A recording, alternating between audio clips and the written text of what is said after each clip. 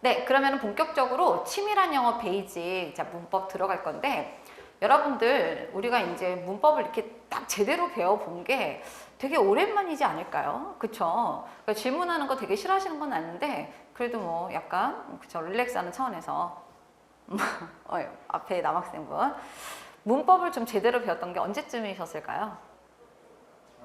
중학교 때. 그러니까 우리가 그래도 중학교 때까지는 배우더라고. 고등학교 가면 거의 뭐 이제 EBS 계속 하잖아요. EBS 독해 많이 하시는데 중학교 때 좀 잘하셨나요? 네, 되게 겸손하게 말씀하셨는데 그래서 여러분들이 사실은 이 영문법에서 우리가 뭐를 다루는지 뭐가 있는지 정도는 좀 알고 본격적으로 들어가 보자라는 거죠.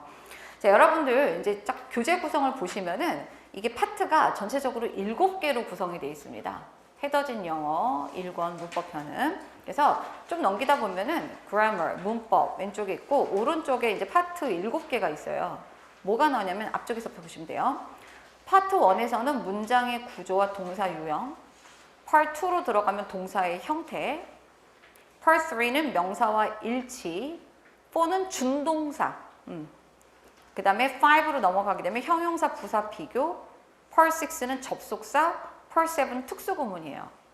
이렇게 해서 이제 굵직하게 같은 그룹인 애들을 좀 묶었고 그 다음에 조금 더 디테일하게 들어가 보게 되면요. 자, 어떤 식으로 구성이 되냐면 여러분들은 컨텐츠 보시면 될 것 같아요. 자, Part 1 같은 경우는 챕터 2개가 들어가 있죠. 문장의 구성과 종류. 그 다음에 동사와 문장의 오형식 이렇게 나오는데 딱 제목만 들어도 아 만만하겠네 이런 생각을 하는데 생각보다 여러분들이 동사하고 문장의 오형식을 잘 정리 못 하시는 분들이 되게 많아요. 이 부분에 대해서는 우리가 또 잘 보면 되겠고 Part 2로 넘어가게 되면 동사의 형태가 되면서 여기에 이제 우리가 많이 익숙한 애들이 들어가죠. 시제, 뭐 수동태, 조동사 그러니까 동사하고 관련된 애들을 여러분들이 이 Part 2에서 공부를 하시게 됩니다. 자, Part 3로 넘어가게 되면 명사와 일치인데 명사 나오죠. 그 다음에 또 관사라는 애가 또 명사랑 밀접한 연결 관계가 있어요. 관사. 그 다음에 대명사, 일치 이렇게 되는 거죠. Part 4로 넘어가게 되면 준동사인데 동사에서 파생한 애들입니다. 그러니까 여러분들 잘 알고 있는 투부정사 이런 애들 아시죠? 부정사, 동명사, 분사 이런 애들이고 자, Part 5로 넘어가게 되면 그냥 액면가 그대로예요. 형용사, 부사, 비교 구문에 대해서 공부를 하실 거고 자, Part 6로 넘어가게 되면 접속사인데 연결사로서의 그 기능을 가지고 있는 여러 가지 애들이 나옵니다. 그러니까 거기 보시면은 뭐 등위 접속사, 병치구조 명사절, 부사절, 그 다음에 여러분들 많이 익숙한 그런 구조죠. 관계사, 이런 애들이 접속사 파트에서 학습을 이루어지게 되고 마지막으로 Part 7이 특수구문인데 특수구문에 제가 이제 나머지 애들 가정법이랄지 전치사랄지 특수구문 등등을 좀 여기다 넣습니다. 교재 구성이 이제 이런 식으로 챕터들이 이루어지게 되고요. 그 다음에 이제 여러분들 이제 교재를 보시면 알겠지만은 이렇게 돼 있어요. 이론이 쭉 이렇게 나오고 그 다음에 이제 뒤에 가시면 간단한 OX 패턴의 문제가 좀 등장을 하고 그 다음에 이 단원별로 우리가 사지선다형의 실전 문제 같은 애들이 좀 들어가 있습니다. 그래서 이 사지선다형 문제 같은 경우는 기존에 기출됐던 문제 그 다음에 살짝 변형한 문제 이런 애들이 이제 여기에 들어가게 되는 거죠. 그래서 여러분들하고 저는 어느 정도까지 이 베이직 당에서 다룰 거냐면 이론을 먼저 하고 그 다음에 여러분들에게 OX까지는 제가 과제로 내드릴 거고요. 중간에 테스트 자료가 나가게 됩니다. 플러스. 그래서 이 OX 같은 경우는 해설지가 좀 상세하게 나가 있기 때문에 여러분들이 그거 보시면서 자체 점검하시면 될 것 같고 제가 올해부터는 이 베이직 테스트에 나오는 이 테스트도 간단하게 풀이를 하고 진행을 해보려고 합니다. 그러니까 왜 그러냐면 예전에는 이걸 해설지를 같이 나눠드리면서 알아서 하세요 라고 했더니 대체적으로 보니까 잘 해주시는데 대충 넘어가시는 분들이 생각보다 좀 많으신 것 같아요. 그러다 보니까 동일한 문제가 나오는데도 계속적으로 틀리시고 이렇게 되면 좀 문제가 있을 것 같아요. 그래서 제가 올해는 시간 여유를 조금 둬서 얘네들까지 같이 풀이를 하는 걸로 그렇게 하겠습니다.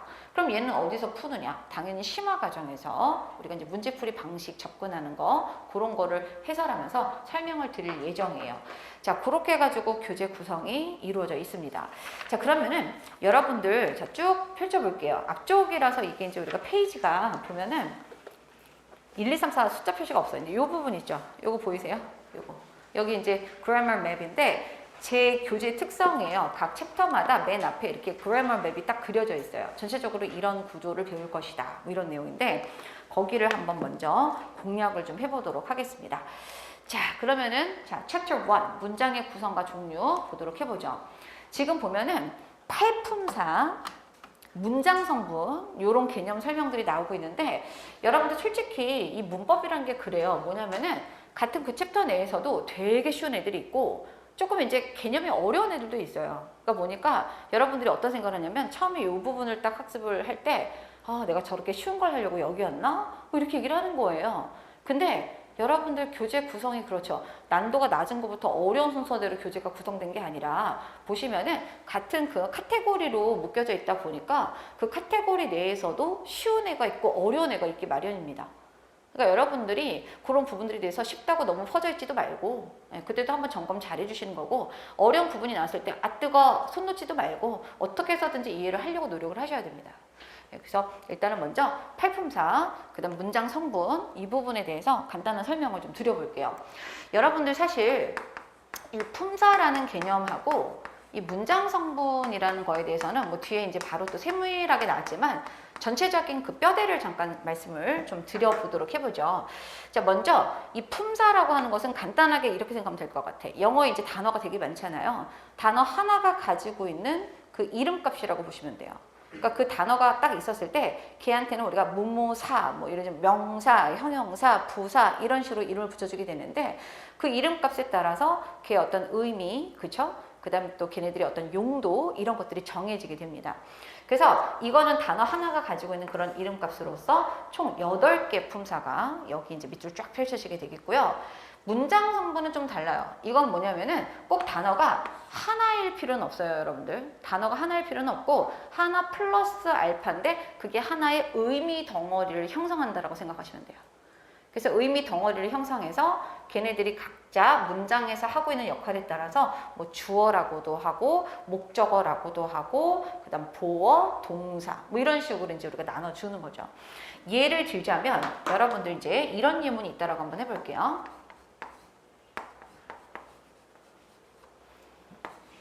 이렇게 쓸게요. 저 잘 쓰는 예문인데요. 예. I am old and rich.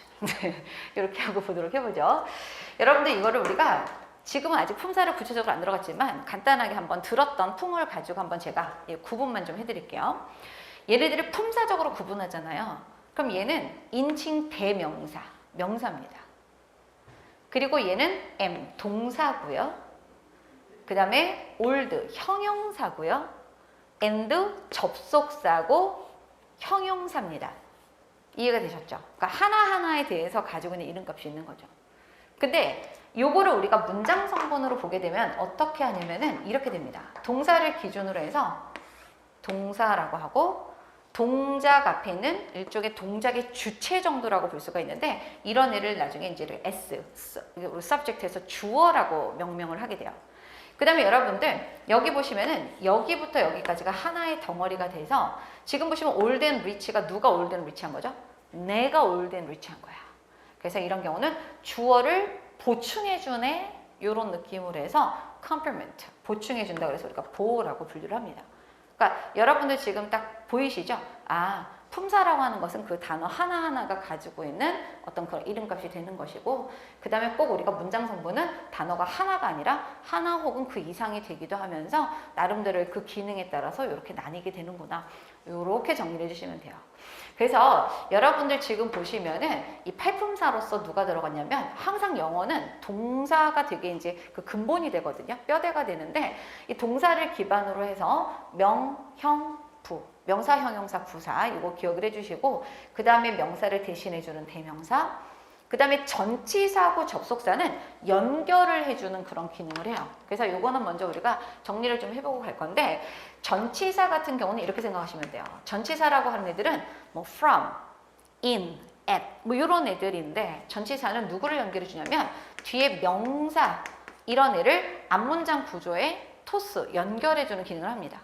그러니까 그래서 저는 여러분들하고 이걸 먼저 명칭을 좀 정리할 건데 전치사 더하기 명사로 이루어진 어구다. 그래서 저는 앞으로 전명구라는 표현을 많이 쓸 거예요.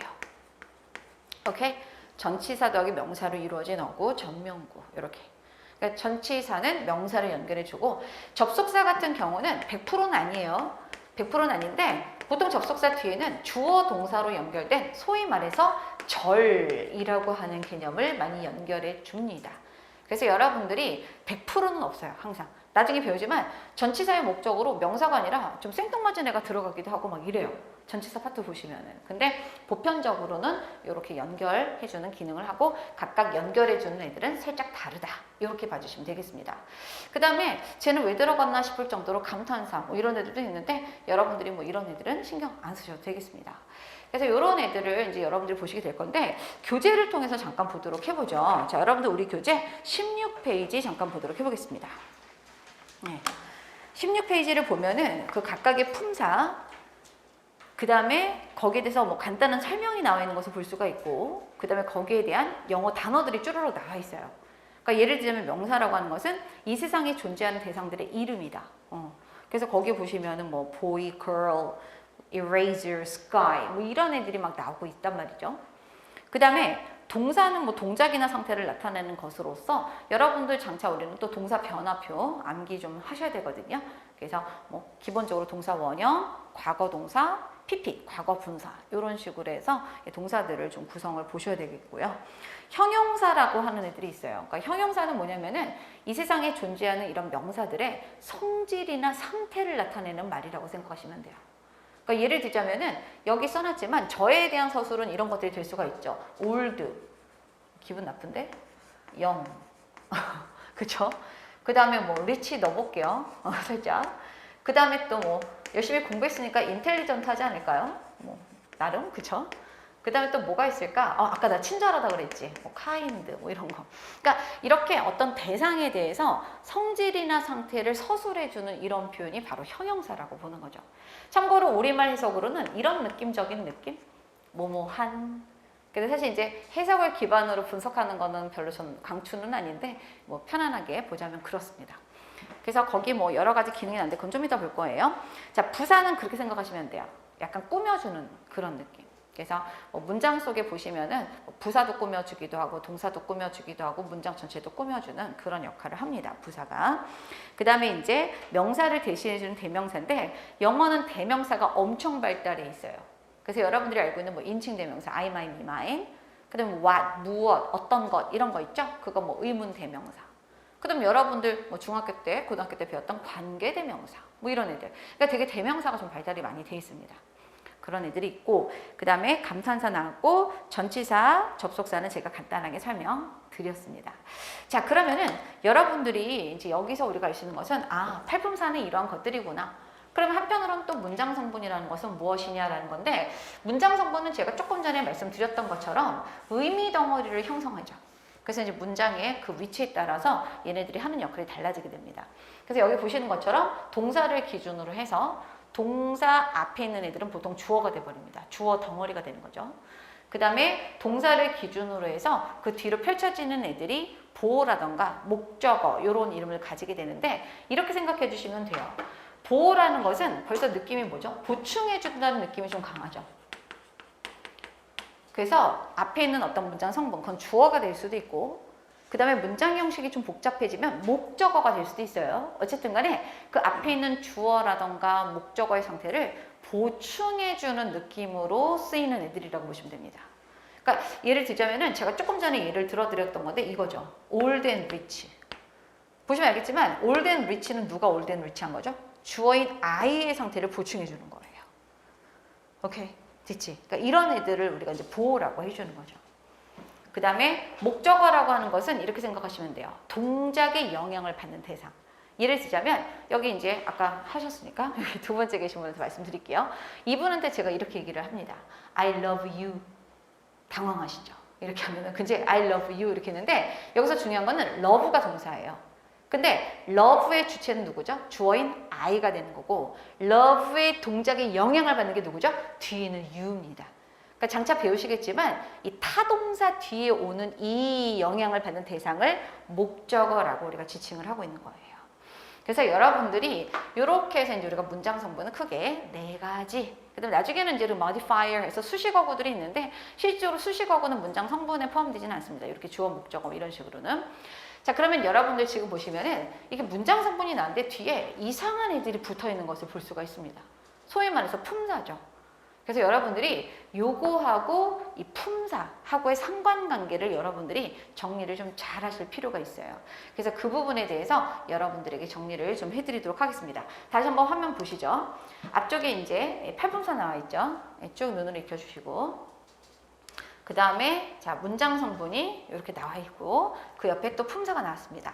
자 그러면은 여러분들 이제 여기 있는 내용을 가지고 한번 정리를 좀 별도로 한번 해보죠. 자 그러면 여러분들 그런 생각이 들어요. 아 품사 중에서 명사가 있었고 형용사가 있었고 부사가 있었다. 동사는 어차피 동사입니다. 품사적으로 동사는 문장 성분에서도 서술어, 동사 역할을 그대로 가져가게 되는데 그런 생각을 해보는 거죠. 이 명사, 형용사, 부사만을 왜 썼을까? 얘네들이 굉장히 중요한 주요 3품사라고 생각하시면 돼요. 그러니까 얘네들이 여러 가지의 다채로운 기능을 합니다. 일단 명사는 어떤 역할을 하느냐? 자, 그럼 보시죠. 명사, 주어 노릇이네요. 자, 명사가 또 어떤 역할을 했죠? 보어 노릇하네요. 명사가 또 어떤 역할을 했죠? 자, 목적어 노릇했어요. 그럼 이걸 통해서 우리가 알 수 있는 것은 뭐냐면 아 명사라는 것은 문장 성분 중에서 주어, 목적어, 보어 노릇을 하고 있구나. 저는 이렇게 표시합니다. 주목보, 주목보. 되셨죠? 그러니까 품사 명사는 문장 성분에서는 주어 노릇, 목적어 노릇, 보어 노릇을 해주는 거죠. 오케이? 자, 그 다음에 형용사가 하는 역할이 뭔지 볼게요. 자, 여러분 보시죠. 형용사 지금 어떤 역할을 해주고 있죠?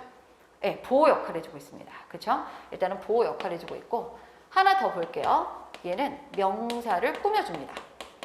그래서 여기 같은 경우는 이런 예문을 들어볼 수가 있겠죠. 자, 친절한 한 소녀. 그러면은 우리가 a kind girl 이런 표현을 쓸 수가 있거든. 그럼 여기서는 kind라는 형용사가 어떤 역할을 해주고 있죠? 친절한 소녀. 그래서 명사 거를 꾸며주고 있어요. 되셨죠? 그러니까 형용사가 하는 역할 대표적인 두 가지는 이렇게 문장 성분 보호와 더불어서 명사 수식이다. 이렇게 봐주시면 되는 거죠. 자, 그 다음 거 보죠. 부사라고 하는 것은 수식을 해주는데 명사 꾸며주는 거는 형용사지만 기타 등등 나머지를 꾸며주는 건 다 부사라고 보시면 돼요. 예를 들자면 동사, 그 다음에 형용사, 동일한 품사, 부사, 내지는 문장 전체. 네, 이런 애들을 다 꾸며줍니다. 이게 바로 부사가 하는 역할이에요.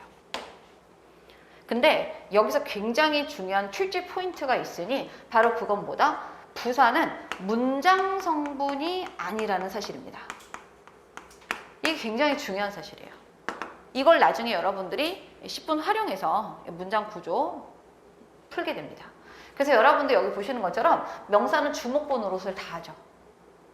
형용사도 하다못해 보호 노릇을 합니다. 근데 부사라고 하는 것은 이렇게 기타 등등을 수식은 해주지만 정작 문장 성분으로서는 쓰지 않는다는 사실을 여러분들이 염두에 두셔야 돼요. 그러니까 이런 내용들이 거기 보시면 팔품사 문장 성분 부분에 나눠서 걸쳐서 설명이 상세하게 이루어져 있습니다. 그러니까 그것들을 잘 봐주시면 돼요. 이해되셨죠? 자, 그러면은 여러분들 이제 거기 보시면은 제가 조금 전에 심플한 예문을 가지고 했지만 교재 17페이지 보도록 해보죠. 17페이지 오른쪽에 보시면 포인트 잠깐 볼게요. 포인트 보이시죠? 이 포인트를 보면은 거기 누가 나왔어? 품사적 구분과 문장 성분상의 구분 나온 거 보이시죠? 이제 조금 이제 눈으로 익혀졌으니까 볼게요. 품사적으로 구분했었을 때 거기 보면은 Heather loves her students 이렇게 나왔는데 Heather 품사니까 명사, loves 동사, her 그녀의 대명사, students 명사. 되셨죠? 이게 품사적 구분이에요. 하지만 문장 성분상의 구분으로 놓고 보게 되면 가운데 중심 loves 동사를 기준으로 해서 앞에 있는 loves의 주체 header가 뭐가 될까? 주어. 그 다음에 타동사였던 loves 그 동작의 영향을 받는 대상이 세트로 가야 되겠죠? her students 여기까지가 뭐가 된다? 목적어 이렇게 되는 거죠. 그래서 여러분들이 사실은 이런 어떤 문장 성분과 팔품사 간의 그런 왔다 갔다 하는 이런 요소들에 대해서 정말 명확하게 정리가 돼 있어야지만 그 다음에 이어지는 이런 명사구라던가 명사절, 뭐 형용사구, 형용사절에서 확장 구조들이 나오게 되거든요. 그런 부분들도 같이 이해가 되는 거죠. 그러니까 여기부터 뭔가 어긋나기 시작하면 뒤에 가서 여러분 여기서는 투부정사가 형용사처럼 명사를 꾸며주고 있어요. 제 아무리 말을 해봐도 익숙한 건 잘할 수 있겠지만 조금 더 좀 낯선 애들에 대해서는 약간 이제 손들게 되거든요. 좀 어렵다 생각하거든요. 이런 메커니즘을 잘 이해해 주시면 되겠습니다. 그래서 여기 보시면 이런 말들이 들어가 있는 거예요. 주어 노릇을 할 수 있는 게 단독 명사만 그런 것이 아니라 명사 덩어리 중에서도 명사구, 명사절 이런 애들도 똑같이 그 주어 노릇을 할 수가 있는 거죠. 명사값을 할 수가 있는 거야. 마찬가지예요. 형용사, 형용사구 뭐 이런 애들, 그렇죠? 그래서 여러분들이 구하고 절이라는 개념 뭐 바로 나올 거니까 이 정도로 하고 자 117페이지에 하단 부분 넘어가 보도록 해보겠습니다. 자 유닛 3로 넘어가서 구와 절을 한번 살펴보도록 해보죠. 여러분들 여기는 간단하게 이제 제가 볼 건데 제가 그런 말씀 드렸죠. 우리가 베이직 단계거든요. 베이직 단계이기 때문에 넣을 건 넣고 뺄 건 빼겠다라고 말씀드렸어요. 그래서 여기서는 여러분들이 이거 하나하나 문장을 세세하게 분석을 할 수 있기보다는 이 덩어리 개념만 좀 잘 이해하고 가실 수 있도록 그렇게 하겠습니다. 혹시라도 여기 이 부분에 대해서 무슨 말인지 못 알아듣겠어, 스트레스 받는다, 그러면 일단 넘기셔도 괜찮은 파트예요. 여기는. 이 뒤에 가면서 하셔도 되는 거니까 일단 그래도 나왔으니까 한번 설명 드려볼게요. 여러분들 이제 구하고 절의 차이는 뭐냐면은 둘 다 단어가 2개 이상이에요. 단어가 2개 이상으로 구성이 돼 있어요. 2개 플러스 알파. 근데 이 2개 차이는 뭐냐면은 짧아서 구고 길어서 절이 아니라 여기 내에서 주어 동사 관계가 있느냐 없느냐라고 보시면 돼요. 주술 관계가 있느냐 없느냐. 그러니까 예를 들자면은 이 구 같은 경우는 이런 경우죠. 예를 들자면은 뭐 하면 좋을까? 이런 거. In the evening 이렇게 나왔어요. 저녁에. 그럼 단어는 몇 개가 나왔죠? 3개가 나왔거든요, 사실은. 근데 3개가 나왔고 여기는 이런 표현이 나왔더라고 해볼게요. He went. 그는 갔다. 이런 식으로. 그러면은 단어 개수는 여기가 더 크지만 여기는 주어 동사 관계가 있고 여기는 주어 동사 관계가 없습니다. 그래서 이 부분은 구라고 하고 이 부분은 절이라고 하는 거죠. 되셨죠? 그래서 이제 이렇게 되는 건데 되게 재밌는 게 뭐냐면 이 구 있죠? 각각의 구하고 절에서는 확장 개념이 들어가게 돼요. 뭐에 대한? 제가 조금 전에 말했던 상품사. 상품사. 첫 글자만 한번 따서 한번 해볼까요? 시작! 명, 형, 부. 그래서 이 구에도 뭐가 있다? 명사구, 형용사구, 부사구, 그쵸? 이렇게 돼 있고 절 같은 경우도 명사절, 형용사절, 부사절 이런 식으로 해서 이 절의 개념이 상품사 요소가 이렇게 적용이 되는 거예요. 그래서 지금 오늘은 여러분들하고 이거를 하나하나 분석을 하는 게 아니라 그냥 덩어리 개념만 한번 보겠다 이렇게 이제 말씀을 드렸습니다. 자 그러면은 교재에 있는 내용을 가지고 한번 보도록 해볼게요. 여러분들 제가 그 말씀을 좀 드리고 싶어요. 동사를 이제 우리가 알고 있어야 된다라고 했는데 혹시 여러분들 그 동사 변화표 같은 거 보신 적 있나요? 그래서 여러분 무시하는 게 아니라 예를 들면 우리가 플레이라는 동사가 있잖아. 그러면 이게 동사 원형이자 현재 동사고요. 그 다음에 과거 동사는 보통 ed를 붙여서 많이 표현을 합니다. 그쵸? 그 다음 pp라고 하죠. 과거 분사라는 뜻이 나오게 되는데 얘도 이렇게 규칙 변화는 이렇게 ed를 붙이게 돼 있어요. 근데 문제는 뭐냐면은 불규칙 변화예요. 불규칙 변화. 그러니까 예를 들자면은 come. 얘 같은 경우는 과거 동사는 came. 다시 또 pp는 또 come으로 씁니다. 뭐 이런 식으로. 그래서 이렇게 이제 불규칙한 그런 동사 변화에 대해서도 여러분들이 미리 숙지가 필요한데 혹시라도 이 부분에 대해서 선생님 전 저 자료가 좀 필요해요 라고 하시면 저한테 말씀하세요. 그래서 제가 온라인 지자분들은 같이 올려놓도록 하고요. 여기 계신 분들 같은 경우도 다 뿌릴까 그냥? 그래서 어쨌든 간에 그렇게 해서 좀 이렇게 주요 그런 불규칙 동사 변화표는 좀 미리 숙지하시는 게 좋습니다.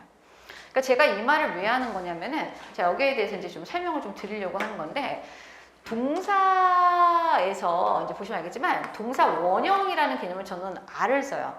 동사는 보통 우리가 V라고 하잖아요. 그래서 본동사는 V라고 쓰는데 동사 원형은 제가 R로 씁니다. 루트의 약자로 보시면 되겠는데 동사를 기준으로 해서 이렇게 뭔가가 붙잖아요. 이러면 to가 붙었어.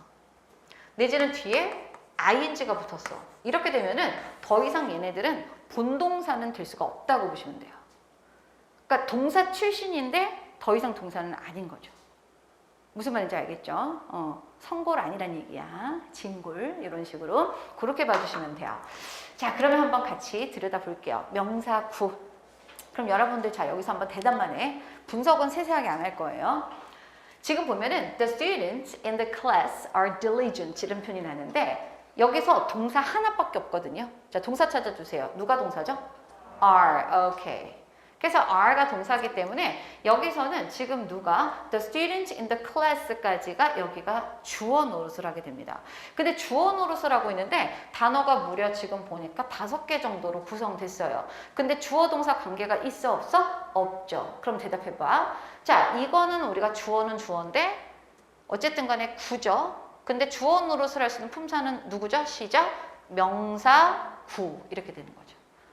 그래서 여러분들이 사실 앞으로 저랑 문제풀이를 하거나 이론 과정을 진행하면서 제가 이런 얘기를 정말 많이 왔다 갔다 하거든요. 품사구 문장 성분에 대한 언급을 계속 하는데 그때마다 계속적으로 그걸 못 따라온다. 그럼 그때부터가 이제 좀 힘들어지는 거예요. 그러니까 요거는 좀 잘 정리를 하셔야 됩니다. 자, 그 다음 것도 한번 보도록 해보죠. 자, 여기서 여러분들 한번 대답만 한번 해볼게. 본동사는 하나밖에 없거든요. 본동사, 진짜 동사. 여기서 찐동사 누굴까? 한번 보세요. 시작. teaches, 가르치다라는 동사. 얘가 지금 동사예요. 되셨죠? 그래서 헤더는 주어져 가르친다. 자, 근데 뭐를 가르치냐? 가르치는 것에 대한 영향을 받는 대상이 뒤에 쭉 how to speak English까지 되는 거죠. 근데 여러분들 여기 보시면 알겠지만 여기 누가 붙었어? speak라는 동사 원형 앞에 누가 들어갔어? to가 들어갔잖아. 그럼 얘는 더 이상 동사가 될 수가 없는 거예요. 그럼 대답해 보죠. 여기부터 여기까지가 자 영어를 공부하는 방법을 해서 목적어라고 할 수가 있거든요. 지금 보세요. 구는 구죠. 구는 구인데 목적어 노릇을 한대. 다 같이 품사적으로 무슨 구, 명사 구 이런 식으로 얘기를 해주는 거죠.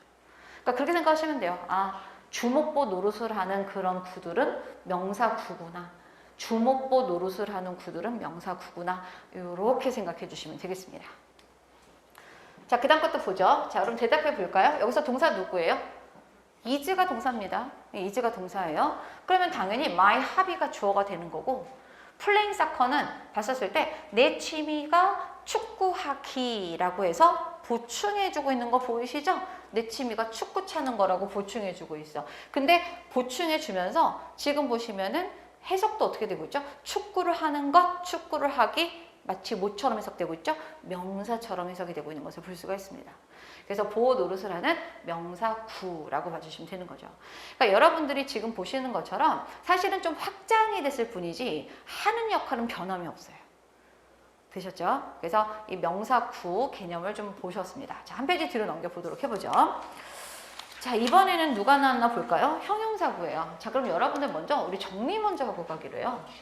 형용사구는 조금 전에 썼다가 제가 지웠지만 얘가 하는 역할은 뭐냐면 일단은 문장 성분은 어떤 역할을 해주죠?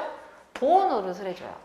주어라던가 목적어의 상태를 보충해주는 역할을 또 형용사가 또 할 수 있거든요. 그 다음에 또 어떤 기능이 있었었죠? 명사를 또 꾸며주기도 합니다. 자, 그러면은 이 형용사 덩어리 그 구를 한번 또 우리가 문장 속에서 보도록 해보죠. 첫 번째, 자, 여러분들 대답해 보죠. 동사가 누굽니까? was가 동사예요. 잘했어요. was가 동사인데 그 정책은 쓸모없었다. 뭐 대충 그런 느낌이에요. 그러면은 여러분들 자 보시면은 그 정책, the policy가 주어가 되는 거고 was가 동사가 되는 거고 오분어 유수까지가 하나의 덩어리인데 얘가 지금 누구를 보충해주고 있죠? 주어인 the policy를 보충해주고 있는 그런 구조죠. 이해되셨죠? 근데 주어 동사 관계는 없어. 구야. 그럼 대답해보죠. policy가 쓸모없다라고 서술적으로 풀어서 보충해주고 있죠. 무슨 구다? 형용사 구다. 이렇게 봐주시는 거죠. 오케이. 자, 그 다음 거 보죠. 자, 이번에는 또 볼게요. Look at the bird 했는데 여러분들 그거는 좀 알고 있으면 좋을 것 같아요. 앞으로 이런 문장 많이 볼 건데 주어 you를 생략하고 동사 원형으로 시작하는 문장도 이것도 오리지널, 온전한 문장으로 봐요. 명령문의 형태입니다. 쳐다봐 이런 뜻이 되는 거죠. 그래서 여기서는 look at the bird 이렇게 나왔는데 저새 좀 보아라, 저새를 보아라 이런 뜻이 되는 거죠. 자, 근데 여러분들 이 in the tree 잠깐 보도록 해보죠. 얘는 어떻게 해석해주면 되게 자연스러워요? 어떻게 해석해주면 좋을까? 나무에서 저새를 봐야 될까? 아니면 나무에 있는 저새를 봐야 될까? 나무에 있는 저새를 보아라. 이게 자연스럽죠? 그래서 구야. 구인데 지금 누구를 꾸며주고 있지? 명사 the bird를 꾸며주고 있는 그런 구조가 되는 거죠. 그래서 얘도 이제 우리가 형용사 구다. 형용사 구로서 명사인 the bird를 꾸며주고 있다. 이렇게 봐주시면 되겠습니다.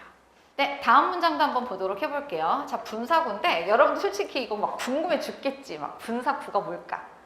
네, 접어두시고요. 표정들이 다들 안 궁금해 뭐 이런 표정이었는데 그런 디테일한 건 뒤에 가서 하고 자 보죠. 여기서 지금 전체 동사 하나밖에 없어요. 동사가 누구죠? is예요. 그러니까 여러분 혹시라도 제가 동사가 뭐죠라고 했는데 playing 이러고 있다. 이러는 내 자신을 발견했다. 그러면은 너무 괴로워하지 마시고 저한테 상담 요청하세요. 동사를 어떻게 하면 구분할 수 있을지를 제가 상세하게 다시 또 설명을 드릴 거예요. 자, 어쨌든 간에 여기서는 is가 동사예요. 자, 근데 누가 보더라도 주어는 누구죠?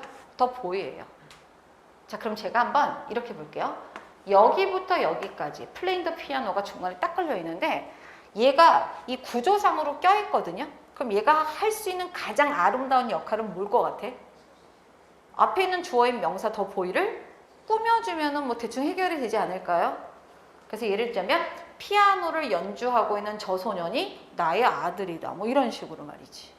그래서 여기서 보시는 것처럼 이 playing the piano라고는 이제 분사구를 한 애들인데 이런 애들이 또 이렇게 명사를 꾸며주는 역할을 합니다. 그래서 그런 전에서 명사 수식해주는 형용사 구다. 이렇게 되는 거죠. 자, 그렇게 해서 어쨌든 간에 이것도 형용사 구. 자, 그 다음에 투부정사 구인데 여러분 대답해 볼게요. 여기 동사 하나밖에 없어요. 동사 하나밖에 없어. 누가 동사일 것 같아? need가 동사예요. 오케이, 잘했어. 나는 필요로 한다 누군가를. 문장 끝났어요. 나는 누군가를 필요로 해. 이렇게 얘기를 했는데 그럼 뒤에는 to help me. 나를 돕다. 뭐 나를 돕는 이 정도인데 얘가 가장 할 수 있는 좋은 역할이 뭐 같아요? 둘 중에 하나예요. 독립적으로 따로 부사처럼 쓰거나 아니면 마침 앞에 명사 someone이 있다 보니까 이 명사를 뭐 해주는? 수식해주는 역할에도 괜찮죠. 예를 들자면 나를 도울 만한 누군가 이런 식으로. 여기서는 그게 의미적으로 자연스러운데 여기 보시는 것처럼 명사 someone을 수식해주는 형용사 구다. 그러니까 여러분들에게 저는 이런 명칭까지를 지금 요구하진 않아요. 이걸 요구하진 않는데 다만 이렇게 명사를 꾸며주거나 문장 성분 보호로서의 역할을 해주는 형용사 구라는 그런 개념을 좀 이렇게 받아들여 달라는 거죠. 자, 이렇게 해서 봤고요. 그 다음에 이제 부사 한번 보도록 해보죠. 여러분들 부사는 좀 대답해 주세요. 문장 성분에 들어가요? 안 들어가요? 안 들어가요. 오케이. 그러면은 여러분들 여기서 되게 중요한 사실 하나를 깨우쳐야 돼요. 뭐냐면은 얘네들은 문장 성분이 아닌 거지. 그냥 수식어인 거죠. 장식 같은 건데 근데 여러분들 잘 봐봐. 제가 헤더진이란 말이죠. 오늘 좀 신경 써가지고 뭐 이것저것 달고는 왔어요. 달고 왔는데 제가 만약에 다음 주에 뭐 어쩌다 보니까 이걸 다 빼고 왔네? 그럼 내가 헤더진이 아닌가?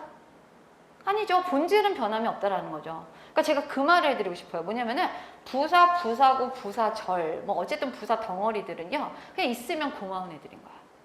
있으면 땡큐, 없어도 그만. 그러다 보니까 이 부사 덩어리를 걷어낸 다음에 남아있는 그 채 있죠? 그 남아있는 그 구조, 문장은 사실 언제나 완전한 절이다 라고 생각해 주시면 되는 거죠. 헤더진이 언제나 헤더진인 것처럼.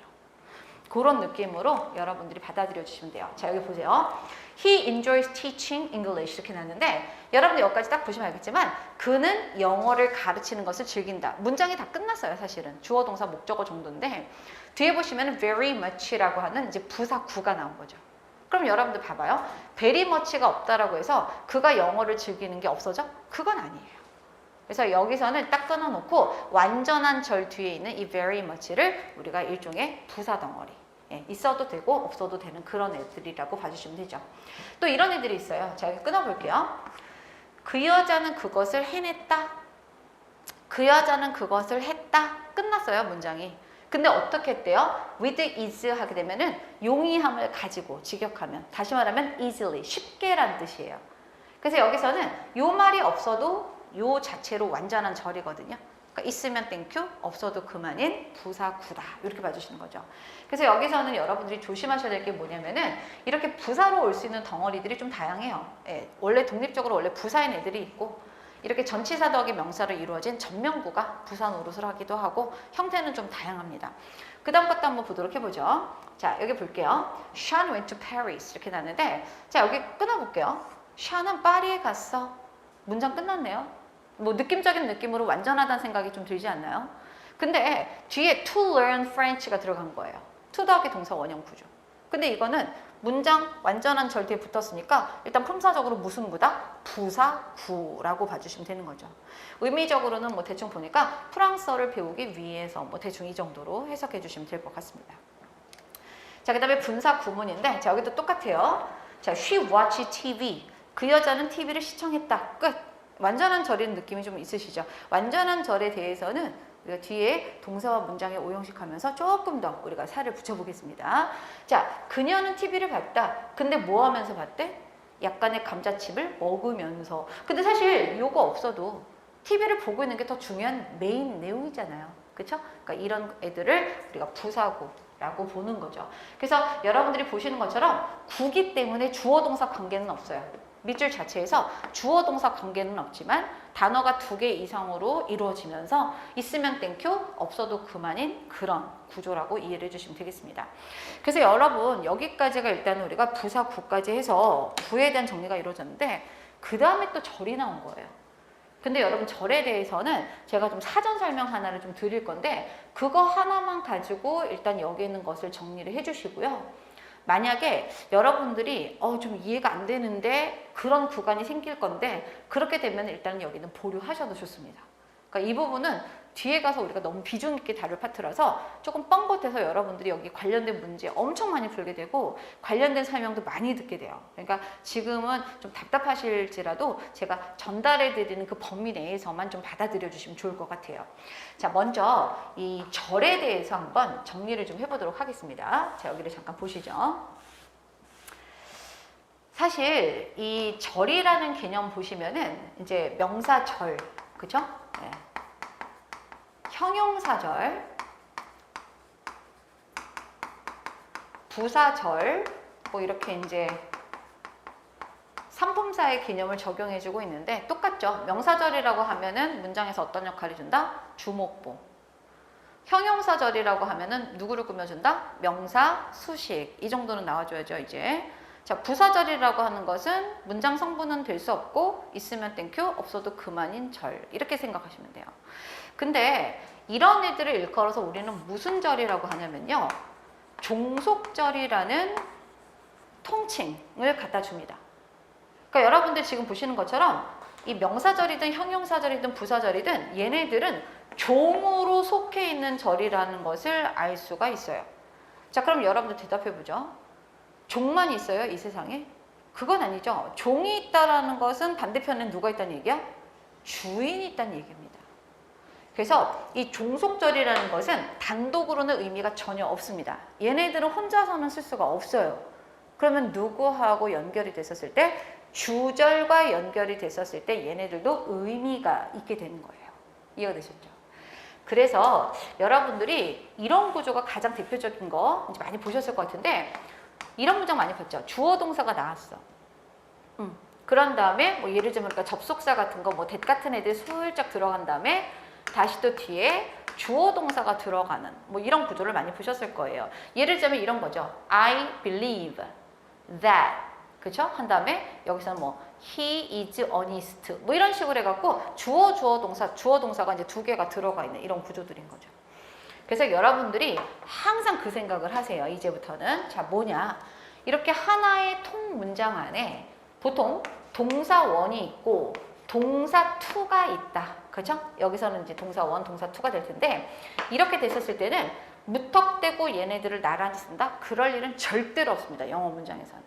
항상 동사 원하고 동사 투가 있으면 이 2개를 링킹, 연결해주는 연결어가 있기 마련입니다. 연결어, 오케이? 그러면 그 연결어는 도대체 누가 들어가느냐? 이런 애들이라고 보시면 돼요. 첫 번째는 누구다? 접속사. 그래서 여러분들이 그래도 이제 초보 수험생일지라도 이 영어 노베이스 분들도 많이 봤던 접속사들이 있어요. 예를 들면 여기 조금 전에 했던 뭐 that 같은 애들. 만약에 뭐뭐라면 하면은 뭐 if, 그쵸? 뭐뭐 할 때, 뭐 when, 뭐 이런 애들 기억하시죠? 그런 애들이 다 접속사라고 보시면 돼요. 종속 접속사. 오케이? 자, 그 다음에 두 번째는 누가 있냐면은 관계사라는 애가 있어요. 관계사.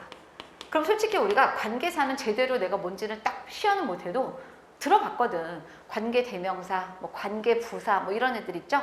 그런 애들도 이 연결사에 들어가게 됩니다. 그 다음에 마지막으로 누가 들어가냐면 생긴 게 관계사랑 똑같이 생겨 먹었어. WHO, 뭐 WHAT 뭐 이런 애들인데 그런 애들 중에 이제 우리가 의문사라는 애들이 있어요. 그래서 의문사는 이렇게 생각하시면 돼요. 언제, 어디서, 누가, 어떻게, 무엇을, 왜 뭐 이렇게 해석되는 애들이 있죠. 한번 해볼까? 어떻게? How? 어디서? Where? 잘했어. 그게 바로 의문사예요. 그래서 의문사도 이렇게 동사 원하고 동사 투를 연결해 줘요, 여러분. 그거를 좀 기억하셔야 됩니다. 그래서 여러분들이 여기서 우리가 알 수 있는 그 관계성이 하나 있는데 이렇게 생각하시면 되죠. 하나의 통문장이 있는데 동사가 2개가 있다? 그러면 이 3개 중에 연결사는 몇 개가 들어가야 돼? 하나는 들어가야 돼. 그럼 다시 한번 물어볼게요. 딱 봤더니 문장이 엄청 길어. 왜 긴가 봤더니 하고 싶은 말이 되게 많았나 봐. 막 동사가 막 5개가 들어가 있는 거예요. 이런 동사가. 그럼 동사가 5개면 연결세는 몇 개가 들어가야 될까? 마이너스 1, 4개가 들어가야 되는 거죠. 이해되셨죠? 그래서 이제 항상 이쯤 되면 제가 이제 예를 들어 드리는데 이런 구조가 있다고 한번 해볼게요. 뭐 이렇게.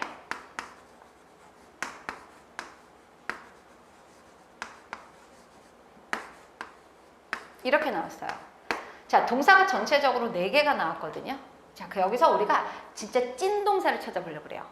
진짜 동사 중에서 진짜 제왕을 하나 찾을 건데 항상 힌트를 드릴게요. 연결사 다음에 나오는 동사는 전체 동사가 될 수 없습니다. 되셨죠? 자, 그럼 그것만 가지고 쫙 봤었을 때 여기서 전체 메인 동사는 누가 될까? 동사 for. 얘가 전체 동사가 되는 거예요. 그럼 얘네들은 다 뭐냐? 거기 중간중간에 수식어구라던가 삽입된 그런 애들로서 실질적인 주어는 어디부터 어디까지다? 여기부터 여기까지가 전체 주어 덩어리가 돼버리는 거죠. 여러분들이 장차 이런 문장을 소화를 하실 수가 있어야 됩니다. 이해가 되셨죠? 그런 식으로. 그래서 여러분들이 지금 이제 시간이 좀 다 돼가지고 제가 이제 한 문장만 좀 샘플로 좀 볼 건데 그거 한번 이제 맛보고 그 다음에 다시 또 계속 쭉 이어가 보도록 해볼게요. 자, 여러분들 여기 잠깐 보시죠. 명사절. 자, 대답해보죠. 명사절은 일단은 구조가 어떻게 돼 있을까? 연결사가 있을 거예요. 그쵸? 3대 연결사 시작. 접속사, 관계사, 의문사 끝. 그 다음에 연결사 다음에 뭐 대충 주어 동사가 블라블라 들어갈 건데 얘네들 덩어리가 문장에서 어떤 역할을 준다? 주어, 목적어, 보원으로 탄다. 이렇게 봐주시면 돼요. 오케이? 자, 그럼 한번 해볼게. 첫 번째 문장은 샘플로. 자, 대답해보죠. 동사 몇 개예요? 6개? 2개. 동사 2개. is 1, is 2. 자, 그러면 여기서 딱 봤을 때 여러분들 연결사가 누구 같아요? 제가 조금 전에 읊었던 애들 접속사, 관계사, 의문사 중에 여기 누구 같아? 대시 바로 연결사예요. 오케이? 그러면은 is 1하고 is 2 중에 전체 메인 동사는 누가 될까? 시작! is 2. 오케이, 굿. 그럼 여러분들 대답해봐. is가 전체 동사면 자연스럽게 밑줄 쳐진 저 부분은 문장 성분 뭐가 될까? 시작! 주어. 그러면 주어 노릇을 하니까 절은 절인데 품사적으로 무슨 절? 명사절. 이 원리를 터득하시면 되는 거예요. 어렵지 않으시죠? 그러니까 저는 이제 나중에는 조금 이제 전문적으로 우리가 뒤에 가서 하게 되면은 이런 얘기를 하겠죠. 여러분, 여기서 얘는 대은 접속사 대스로서 접속사 대 뒤에는 완전한 절을 이끌게 돼 있고요. 대부터 완전한 절이 합쳐져서 문장 전체의 주어 노릇을 하는 명사절이군요. 뭐 이런 얘기를 하고 있을 거예요. 근데 우리는 그 정도의 분석은 뒤에 가서 해도 된다는 거죠. 지금은 절의 개념만 잘 이해를 해주시면 되겠습니다. 자, 일단은 끊어서 갈게요. 네, 끊어서 가도록 하고 나머지 요소들 미리 안 보셔도 돼요. 차라리 이 나머지 문장 구조를 미리 볼 바에는 앞쪽에서 명령부 개념 있죠. 걔네들이 하는 역할 이런 것들 정도만 다시금 좀 정확하게 명칭 정리해 주시면 되겠습니다. 쉬었다가 이어가도록 하겠습니다.